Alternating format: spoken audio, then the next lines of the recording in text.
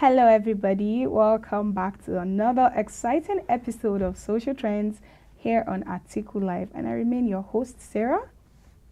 Hello, my name is Abago Sylvia. Thank you for slowing down today. Of course, everybody's really complaining about like you're rapping.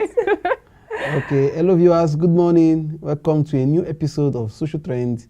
I am Tony Bakanista. Nice to have you once again. Nice to have you guys. Okay, so guys, let's just dive right into what we have for today. This one is a very exciting news. His Excellency Alhaji Atiku Abubakar, who is the PDP presidential candidate, was at Bauchi yesterday, and he pulled a massive crowd of supporters. It was a rally, quite all right, but you guys had to see, like, there was literally no breathing space.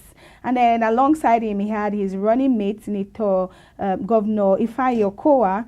Very, very wonderful men, very like beautiful men with prestige. Like, you need to see the people showing so much love. Of course, I actually saw the crowd yesterday, and it was so impressive and so electrified. These are the kind of things we need right now. These are the kind of things we need to be seeing. Of course. Like, coming to that place, I don't think there's even space. There was no space The there. love was just real. The love, I saw there was this man that stood up, so like the energy in him shows that, yes, this man has actually imparted in people's life. And I hope to see this kind of crowd during the election by 2023. And with the man behind us, I think we are moving strongly to the promised land. Of course. And I believe we are going there. Well, Bauchi State yesterday was lit from the airport in Bauchi to the stadium where they held. And actually, it wasn't even a rally. It was like a stakeholders meeting of the Northeast. So, and it now turned into a rally. The entire street of Bauchi State was filled with residents carrying one poster, one placard or the other with the inscription Atiku Abubakar, Mohammed Bala, the governor, and the other PDP leaders. You see, Bauchi people, over time, they've shown resilience.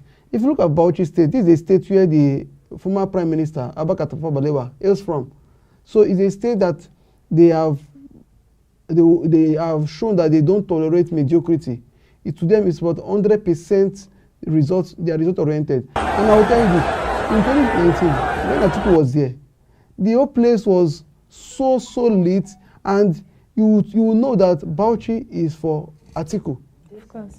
Bauchi people has shown faith in Atiku, not just that Atiku is from the Northeast, like Bauchi State, but because of his personality, his capacity as governor, as the vice president of the country between 19 and 2007, and also as a businessman, who have imparted a lot in people, not just in the Adamawa State where he is from, but also in Bauchi State. Now, yesterday, you saw that big guy, that fat guy, whenever they shout PDP, he will shout power with energy and everything. And Okowa was surprised. He was like, are we for a stakeholders meeting or are we for a campaign rally? PDP has not kicked off their campaign rally yet. But you see the crowd. Now, all the streets in Bauchi, in Das, in Balewa local government, everywhere in Bauchi metropolis, there are a lot of people. Yesterday, Bauchi State for the first time had traffic in Bauchi City, because people were so gathered that there was no space. Even the NWC members of the party and other leaders, where they reserved for them the VIP slot, were full with crowd that they are literally choking. You see the crowd, you see the people. Even while you were saying that the crowd is so much, more crowd were coming into the stadium. If not for the good management of PDP, there would have been a stampede. But because PDP as an institution is famed for its management skills and its administrative skills, and they ensured that the whole event went well. There was crowd management and everything. Now, yesterday also, students from Abubakar Tafawa University, ATBU, in Bauchi State, they came out. I saw images of some of them chanting, "Say Baba, say Atiku, Atiku in Bauchi, Atiku Kewe." And all those things, they gave me joy. And again, in that Bauchi State, I saw something that really interested me. I saw an image of His Excellency Governor Hassan Dankwabo. Why I will say this? Hassan Dankwabo was the former governor of Gombe State, immediate past governor. He governed the state for 8 years, 8 solid years. He imparted well in the people, and he played politics of development. And Hassan Dankwabo was a candidate, an aspirant of PDP for 2019 presidential election, though he lost. He lost under free and fair process. In 2022, he was the campaign DG of who? Governor Nyesom Wike. He's a close ally of Governor Nyesom Wike. Now, to tell Nigerians, to tell people that PDP is one, we are not fighting Atiku, Wike cannot fight He was there as president. He is a right-hand man of Governor Wike. He was there at the airport. He received Atiku Abubakar. Even at the stadium, he stayed there all through.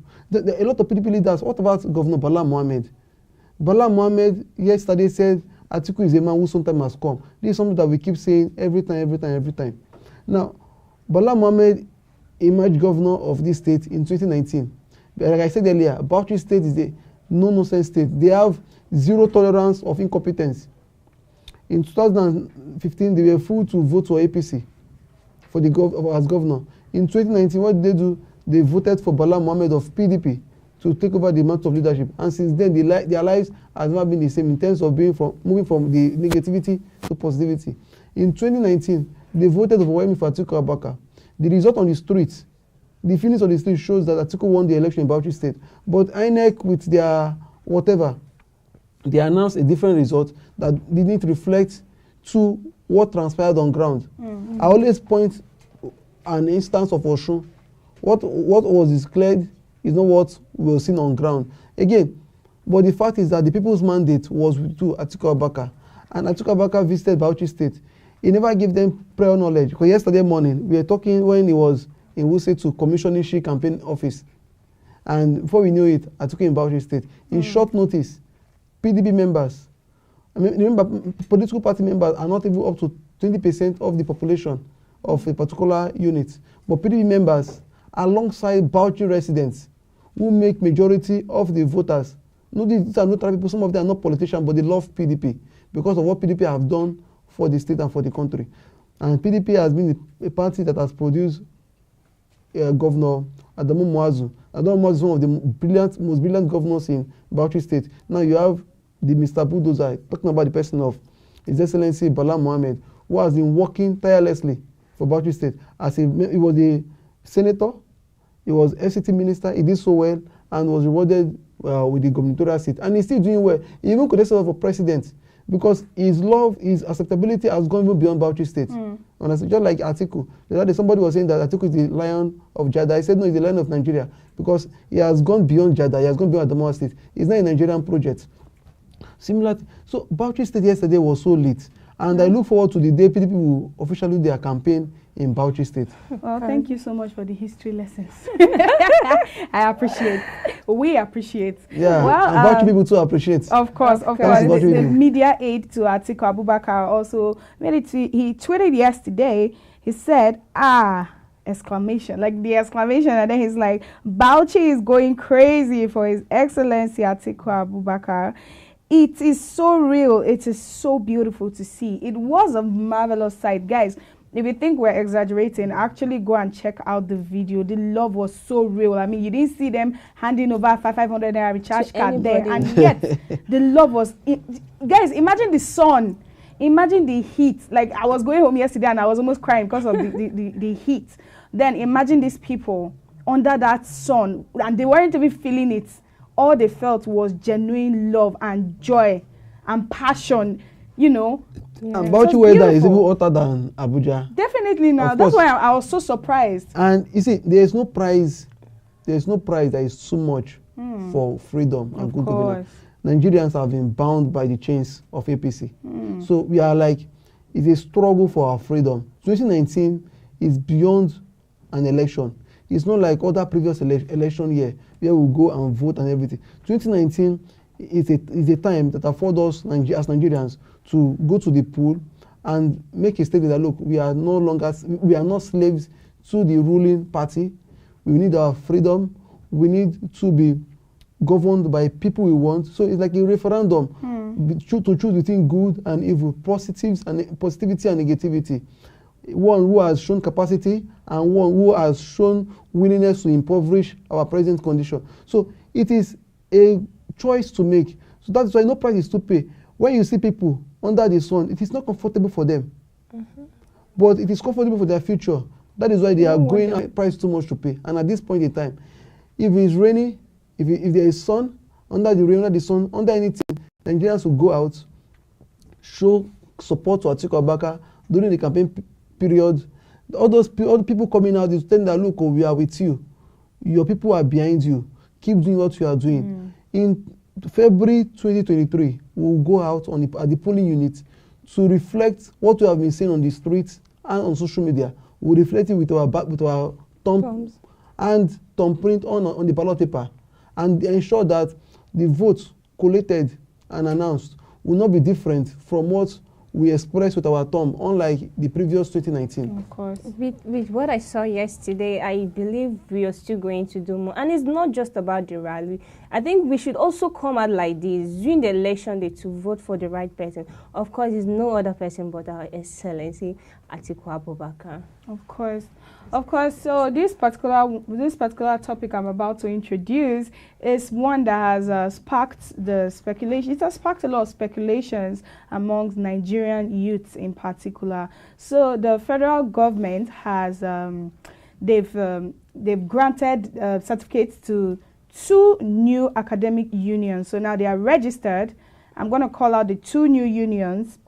The first one is the Nigerian Association of Medical and Dental Academics, NAMDA. This is the first association that has been given certificates. And then the second one is the Congress of Nigerian University Academics, CONUA. So now this particular development is sparking a lot of conversations. Like, people are saying, is this an attempt to bring ASU to his knees finally?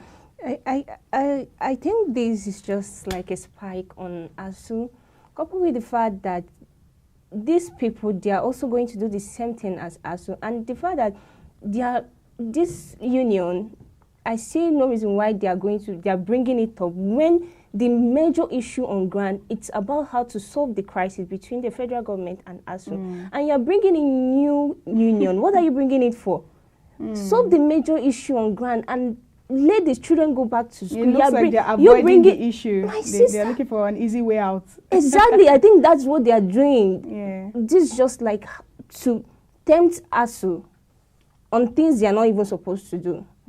Okay? So I believe with this, people, you guys should be wise. Before you know it, we start seeing ASU graduates, Kowan graduate and the rest. Yes. Those kind of things, these are not what we want in Nigeria. There are major issues in Nigeria. We need to fight for it. Yeah, one take on this is that the federal government is not being sincere. I always say one thing, that when it comes to trade unions, there should be no monopoly. I'll give an instance. Before 1999, NLC was the mainstay in the labor union. NLC was like the umbrella body. Now, in the government of Obasanjo, Trade Union Congress was formed. They were approved.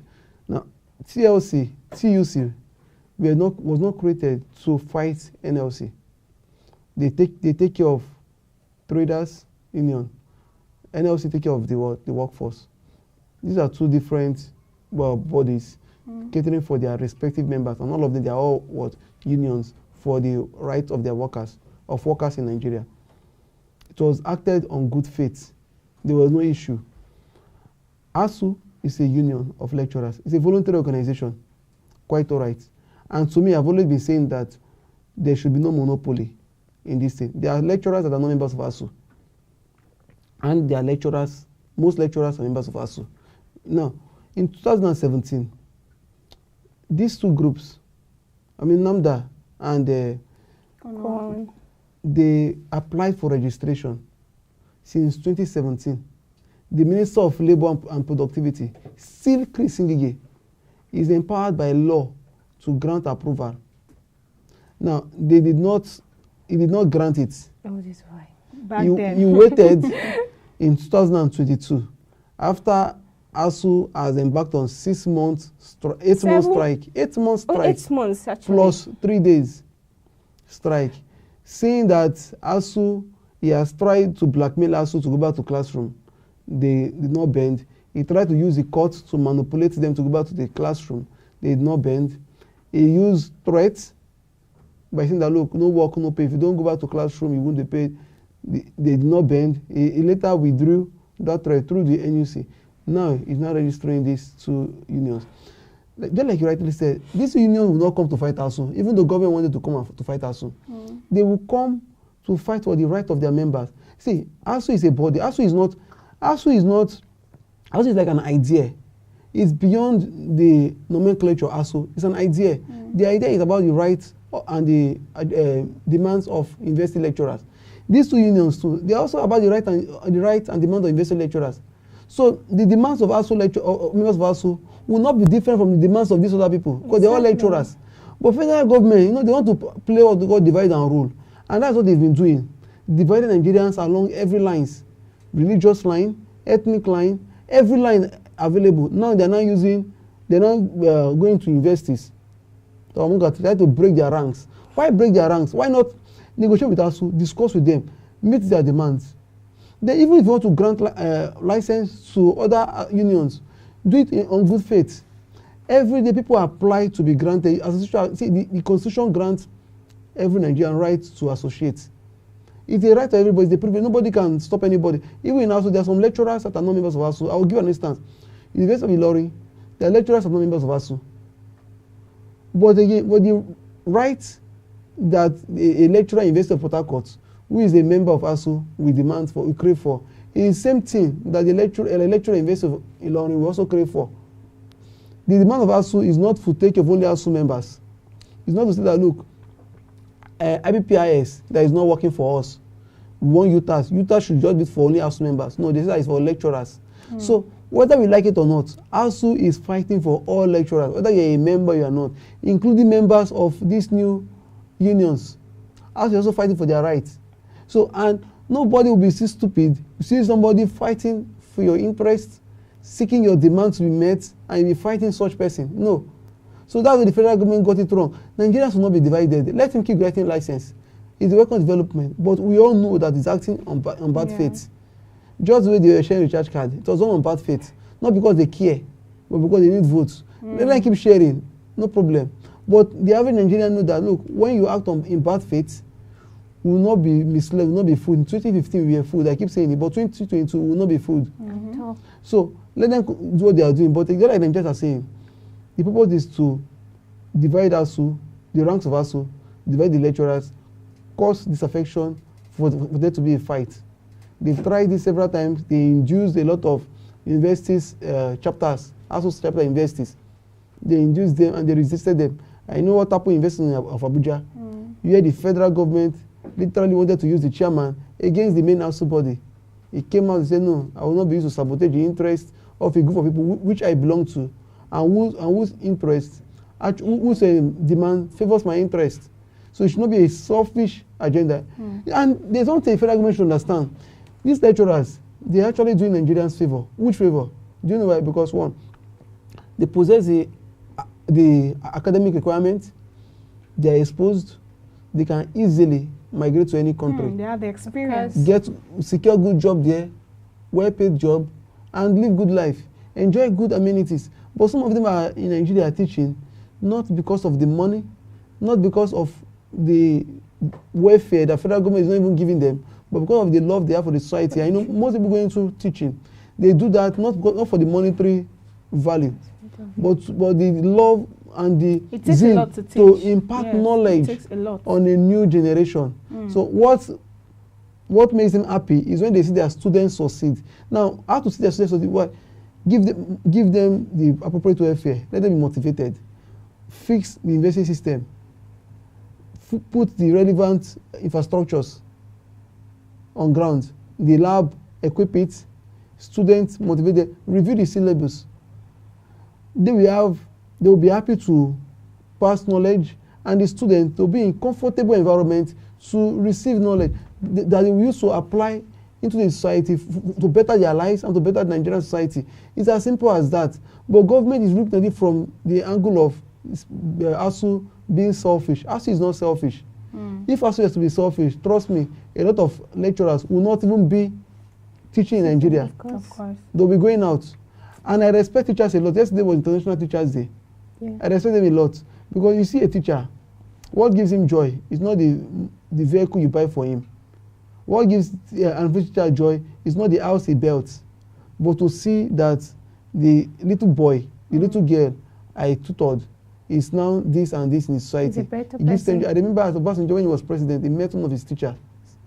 When they interviewed him, when he left Asoro, he said his own joy is not to meet the president. That's not what gives him there.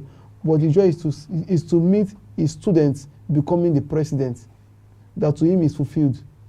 Just like the job of an average parent is to see the child succeed. This is actually the job of an average teacher. So federal government should meet their demands, get them motivated so that they can willingly and happily impart knowledge.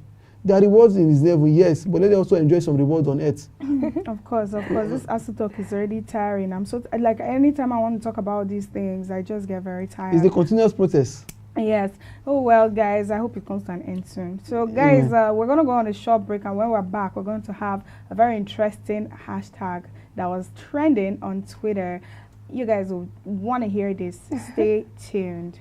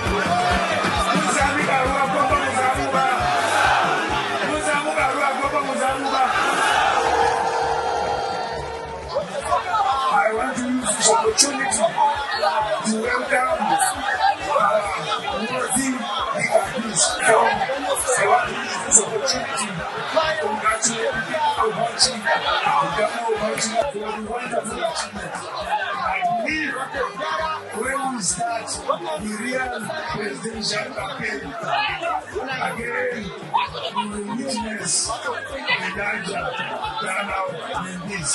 PDP!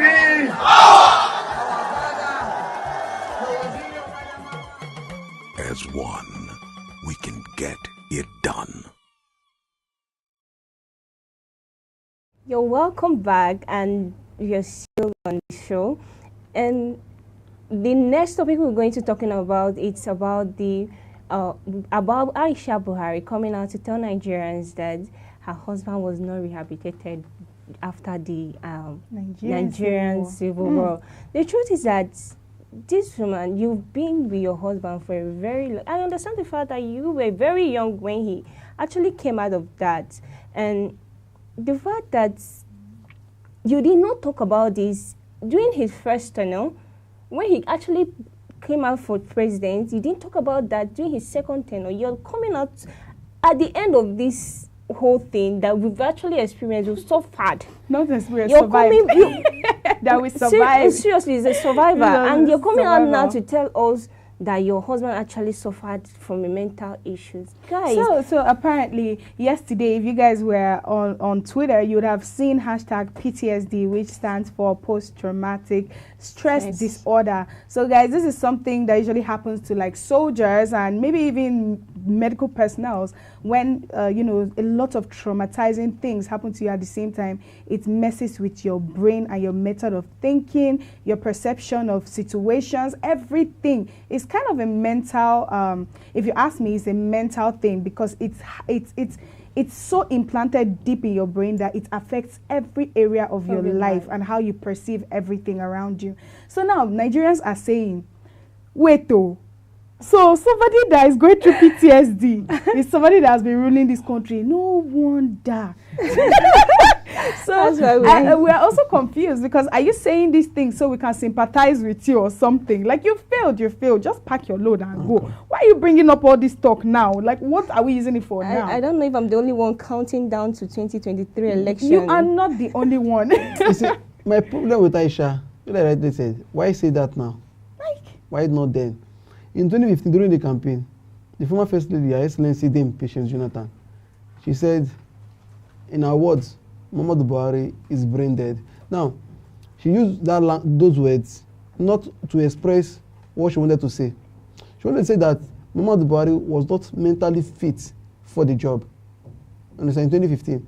Now, but the opposition, then the APC, they used it to run campaign of calumny against her person and also against her husband.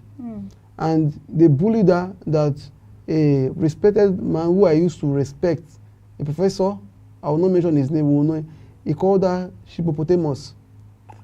See, today, Aisha Buhari, yesterday, Aisha Buhari came out to say her husband suffered from mental disorder as a result of civil war, coup, military activity, and everything. She suffered for it for when she was 19 up to now. When Dave Jonathan said it, why didn't she agree with her publicly, and so that Nigeria can see way to rehabilitate Muhammadu Buhari, to prepare him to contest for an election? Probably that time PDP leaders keep saying that Buhari is not mentally fit for the job. As far back as 2014, Aisha Buhari did not agree with them. APC fought that they were abusing PDP members and running some propaganda up north and across the country that PDP is wishing Buhari dead. Yeah. See, the truth is that I always want that truth should be spoken in raw form. Yeah. The purpose of truth, the Bible says, for you shall know the truth, and the truth shall set you free. Know the truth. When you know the truth, if I'm not doing well, tell me I'm not doing well. If it's the truth, it's left for me now to what? To find a way to adjust so I can be a better version of me. Buhari wasn't fit. He has never been fit for the job. As head of state between 1983 December and August 1985, he failed woefully. He came back again, and during the campaign period of 2014, he was dishing some incoherent speeches and everything. And I'm just saying, look, this man is not fit for the job.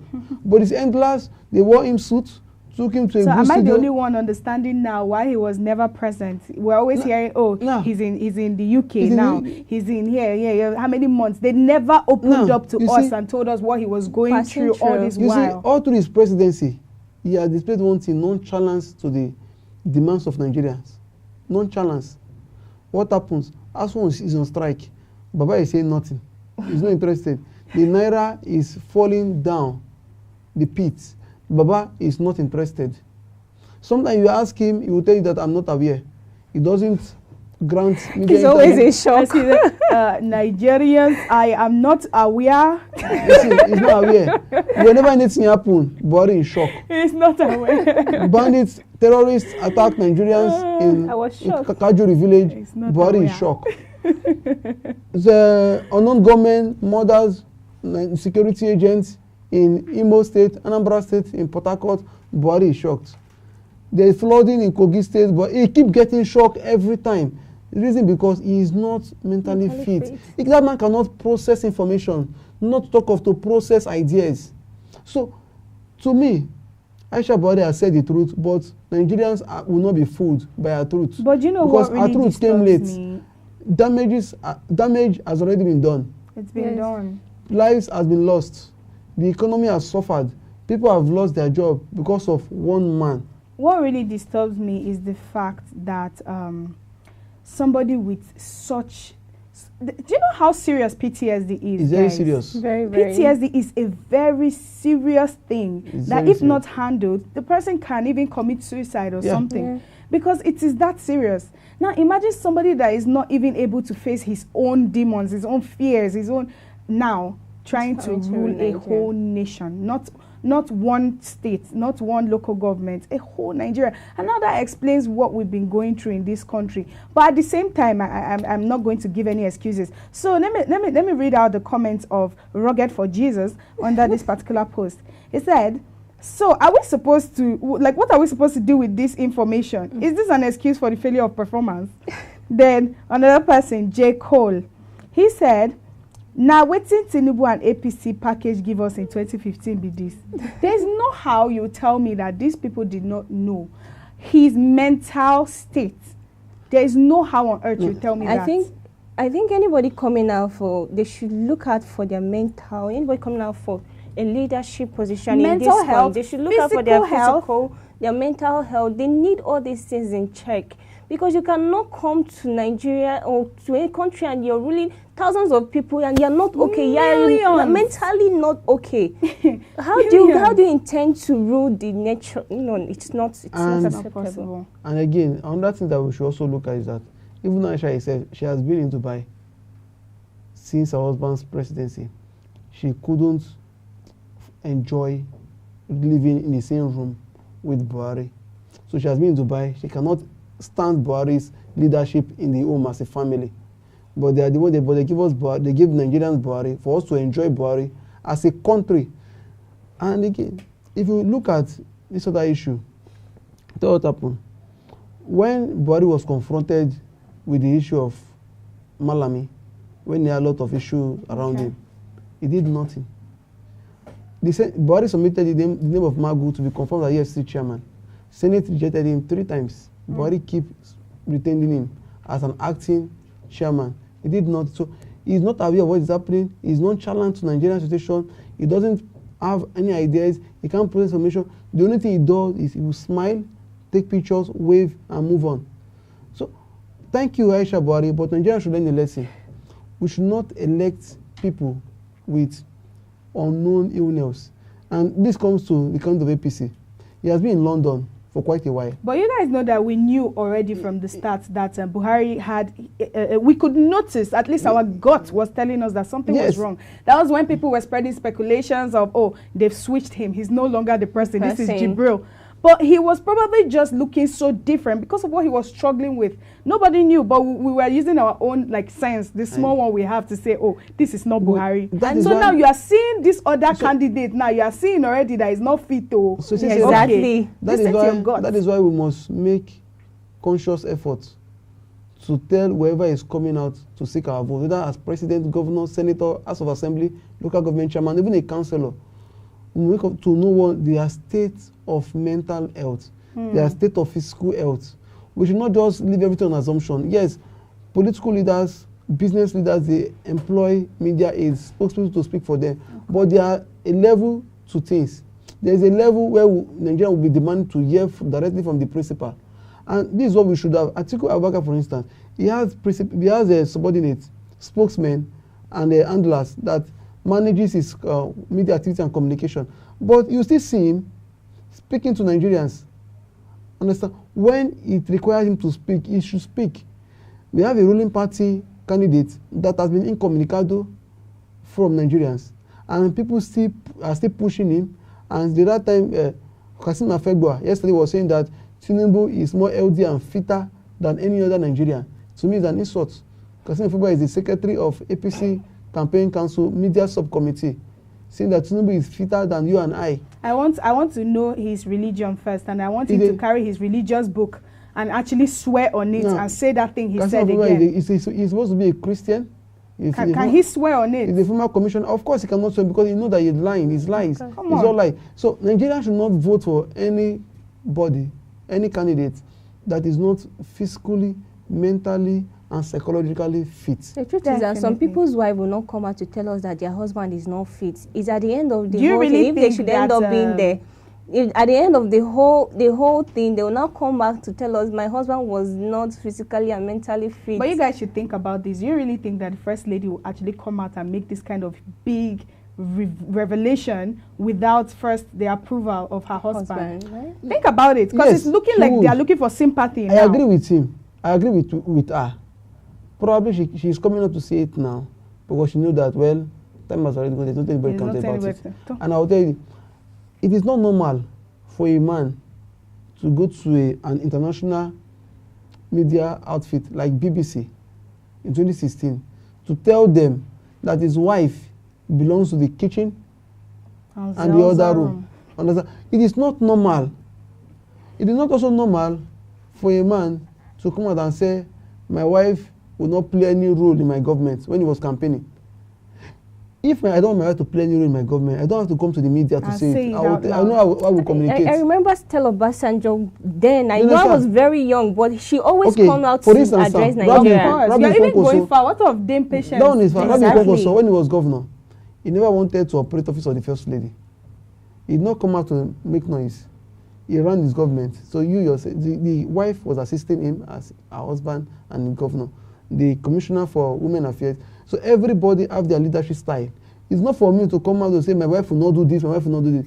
That is not normal, ideally.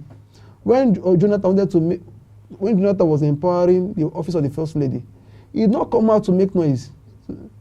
He empowered the office functioned well and served Nigerians. Buhari came out, said my wife will not play any role in my government. But the reality is that the wife is operating the office and doing it woefully because she's operating from Dubai, running the office of the First Lady from Dubai. She first started with she's running the country as a remote job. She first started with part-time office of the wife of the president. Imagine. In 2019, she switched nomenclature to office of the First Lady. Meanwhile, her husband said there will be no such thing. Whether you operate or not, it's not our business. Our business is for them to serve us. I always say one thing. This Buhari of a man is not okay. He knows that. That's why you hardly hear him. Look at the ongoing ASU strike, the lingering strike that is happening. Where is the president? What has been saying? Nothing. What is happening in the judicial system? You will not hear the president say pim. You will see him on TV, he will smile and he will move on.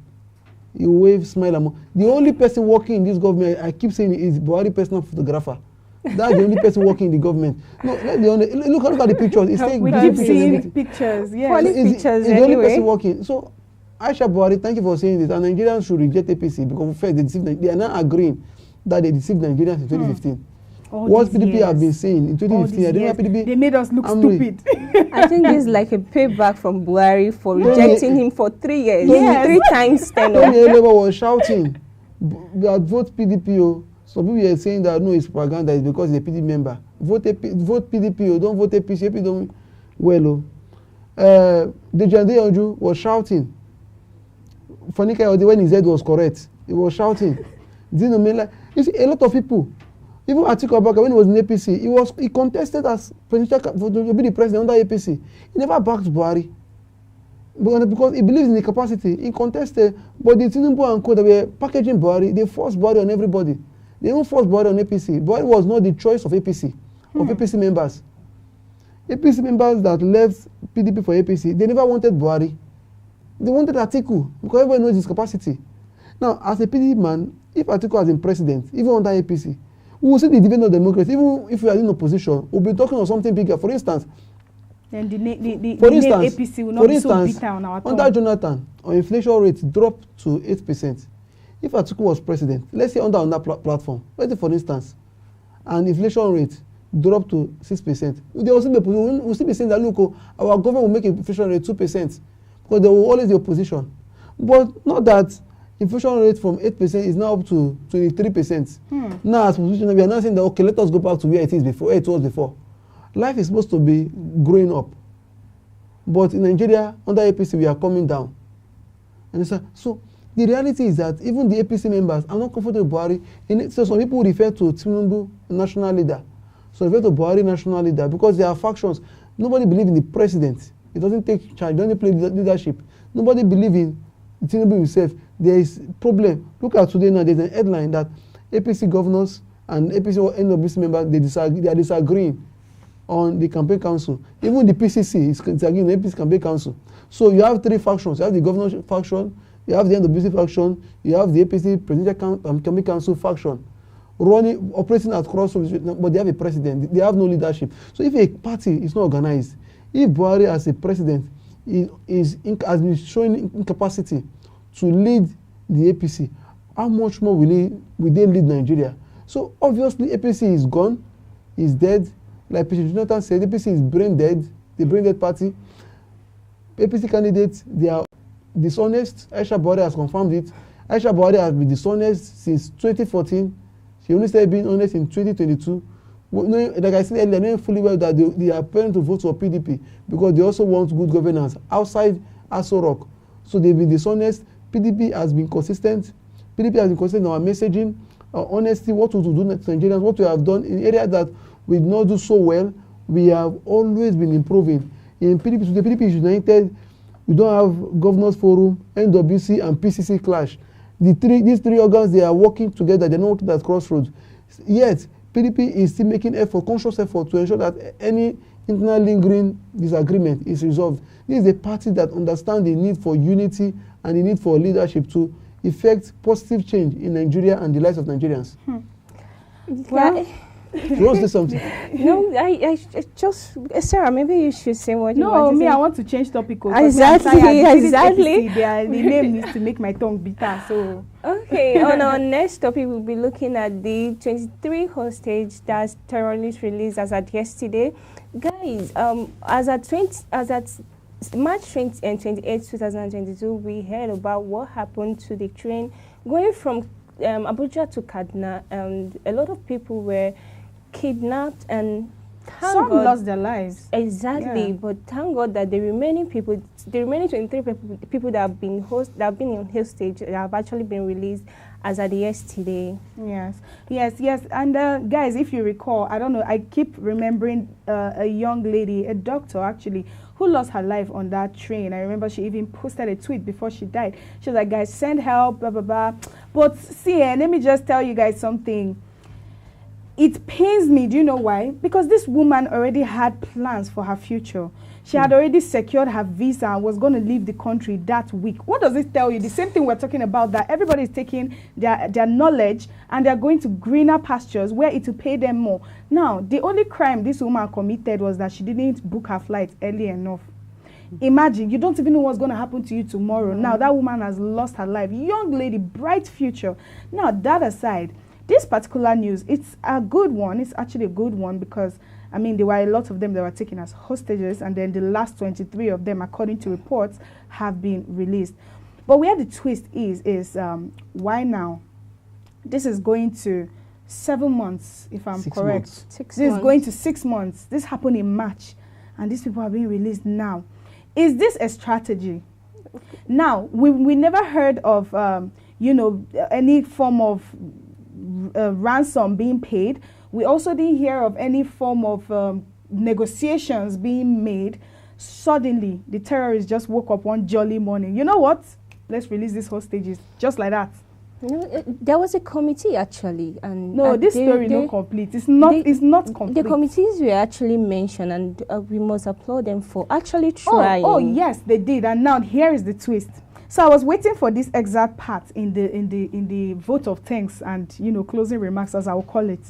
So the statement said, the nation owes a debt of gratitude to the Nigerian military under the leadership of the CDS, who conceived and guided the operation from start to finish. All sister security agencies and the federal government of transportation contributed immensely to this operation. That was not the part I was waiting for. This is the part I smiled when I saw. The unwavering support of the president and commander-in-chief of the Nigerian Armed Forces, I just smile. President Muhammad Buhari, GCFR, is what made it all possible. Now, as I smiled, I asked myself, what is all of this? What is all this sympathy and empathy and all these things going on? Why are they trying to please us suddenly? You know what? We should be clapping for the government for keeping Nigerians in captivity of terrorists for 6 months. 6 whole months. Wasting half of their year in detention facility of terrorists. I will say one thing. In July, there was prison breakout. There was jailbreak at Kuje prison. Okay. Kuje prison that's supposed to be well fortified. Most of these Boko Haram terrorists that they apprehended, especially by the PDP administration, they escaped without trace. Now, PDP raised alarm. Why? How come Boko Haram terrorists will invade a well-fortified Kuje prison, operated for 3 hours without any resistance? Where did they go to? Where did they come from? Nobody knows. Is this a ploy? There was a question mark. In October 2022, that is 3 months after that event, what did we hear? Terrorists have released hostages that they was held since when? March. I think, is there a linkage between the escaped terrorists from Kuje prison and the release of the hostages? Is there a link? Could it be a trade by barter? We should I will not say anything about Nigerians. It's Nigerians should something use their that head. is- Yes. So there a lot of things are missing. The dots are not And connecting. not, exactly what I was saying. The dots are not connected. We will not praise the government. We will not praise the military authority. But I will give kudos to members of the armed forces. But the authority, the management, I'll give zero kudos to them. The reason is simple. The Nigerian military is filled with competent Nigerians that are willing and have been sacrificing their lives to secure and protect our territories. They work tirelessly to ensure that you and I remain safe. But you know what? The leadership of the country, political leadership in the country, led by His Excellency, the Commander-in-Chief of the Armed Forces and the President of the country, Mammoth Buhari, and the Service Chief, they've been failing. They failed Nigerians, they failed the military guys, and they failed Nigerians. They also failed the hostages that spent 6 months of their lives in. Now, in that 6 months, you have people that are traumatized, families that cry day and night because you cannot go back to sleep happily, knowing fully well that a brother, a sister, a son, a daughter, a father is with terrorists in their detention facilities. Now, you have babies sleeping and waking up under the watch of terrorists, ragtag terrorists. The living condition there is terrible. We saw a video of terrorists using whip to beat them. Understand? So, to me, I'm happy for them. They've secured their release. Thank God for them. Another thing is that I hope these numbers are complete. I pray that affliction doesn't rise the second time. Yes.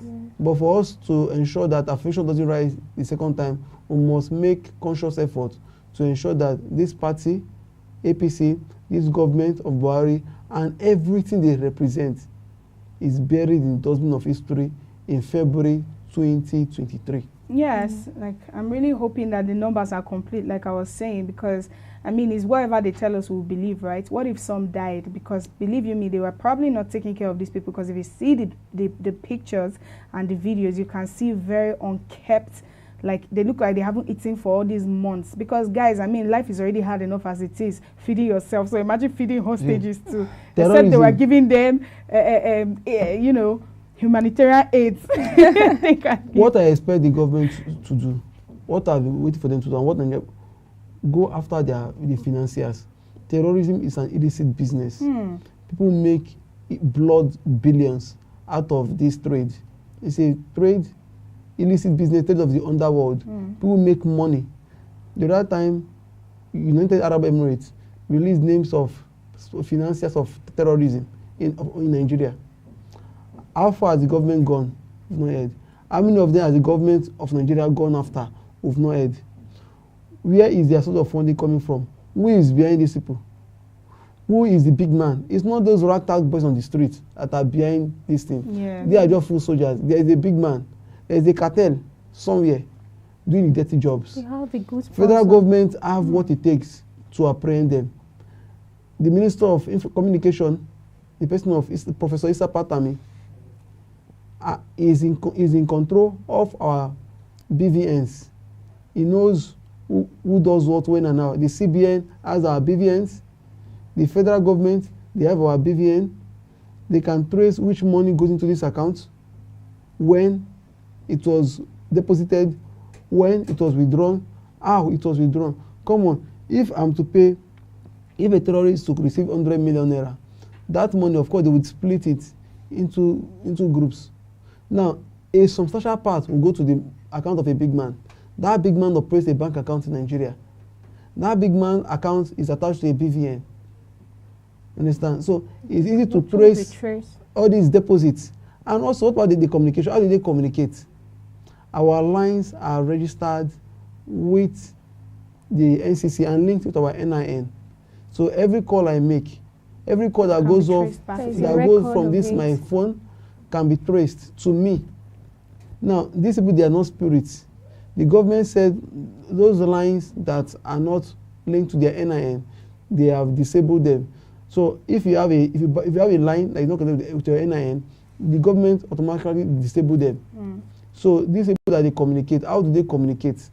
How do they talk to the relatives of their victims? And also, how do they communicate among themselves? So you see, there is a whole lot to be done beyond just releasing the hostages. So You know, yeah. the conclusion of my take is that the government is insincere, is irresponsible, and is nonchalant.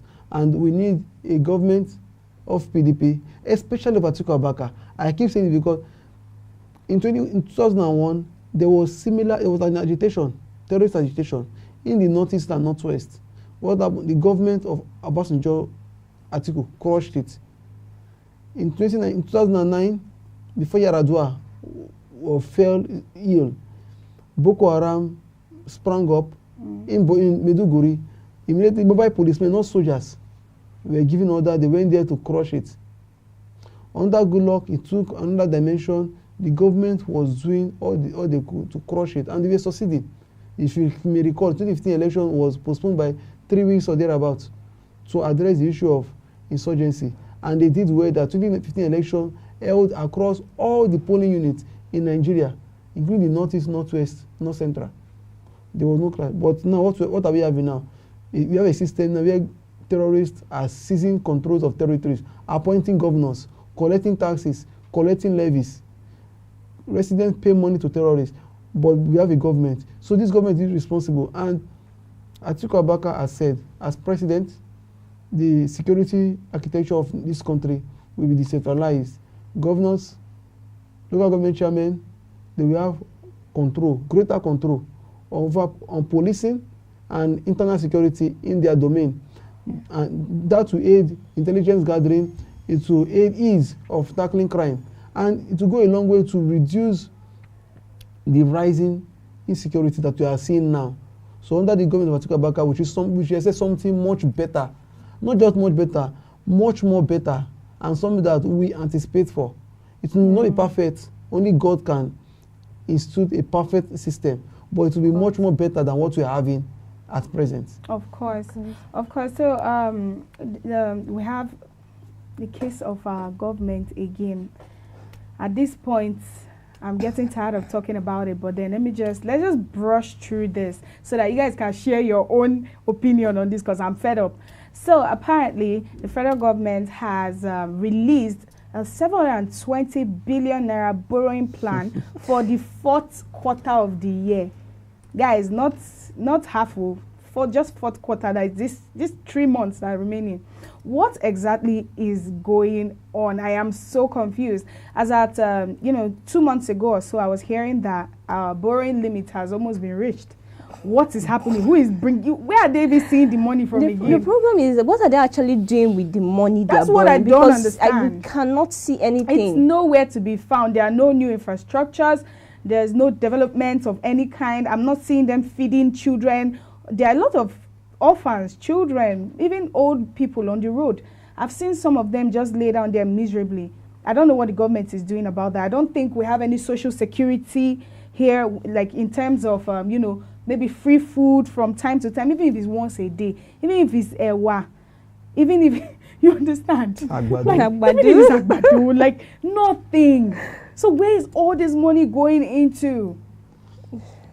You see, I will let you speak, because if I would talk, I will talk with anger. With anger. I have anger and you speak. Seriously, looking at this and the way they've been managing us, I don't think there is any need to borrow more money. The ones you've borrowed, what have you done with it?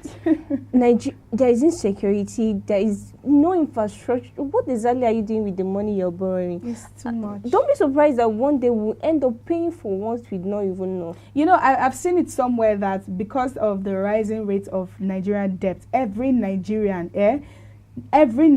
if we're to be realistic, is indebted. Like, of course. As we are like this, you may think you don't have debt. It's a lie. You have like 30k debt on your head, thanks to your government.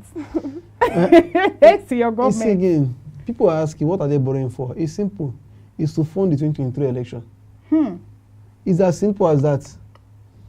Borrowing money for the fourth quarter, it's just a nomenclature. It's just semantics. They want to collect money to fund 2023 election.